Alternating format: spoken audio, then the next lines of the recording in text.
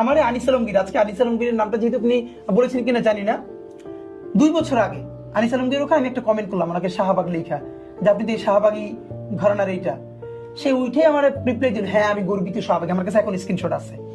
আনিস আলমগীর সাহেব এত বড় কথা বলেন না, ওনার সাথে আমার রুচিতে গুলেন, আমার অনেকগুলো টক শোতে দাওয়াত দিচ্ছে, আমি ওনার সাথে কখনো যাই না, যাই না, ন্যূনতম একটা রুচি রক্ষা করতে হবে আমি বলেছি না আমি ওনার সাথে যাবো না। উনি আমাকে বলতেছে গর্বিত শাহবাগী উনি, তখন আমাকে জিজ্ঞেস করতেছে আপনি শিবিরের কোন পোস্টের? আমি রিপ্লাই কি দিয়েছিলাম জানেন? আমি শিবিরের শাহবাগ বিষয়ক সম্পাদক। কারণ শিবিরেরও যখন কেউ বলতে পারে না এই শাহবাগ নিয়ে কথা, বাংলাদেশে যদি শাহবাগকে কেউ রিব্র্যান্ডিং করে, এটা আমরা করেছি।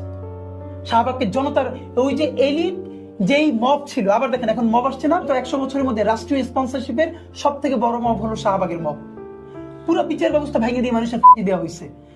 এখন এটা যেহেতু বড় লোক করছে, ইংলিশে লিখছে প্ল্যাকার্ড গুলো, হ্যাঁ বিরিয়ানি খাইছে, এটা মব না, এইটা হচ্ছে আন্দোলন, দ্বিতীয় মুক্তিযুদ্ধ।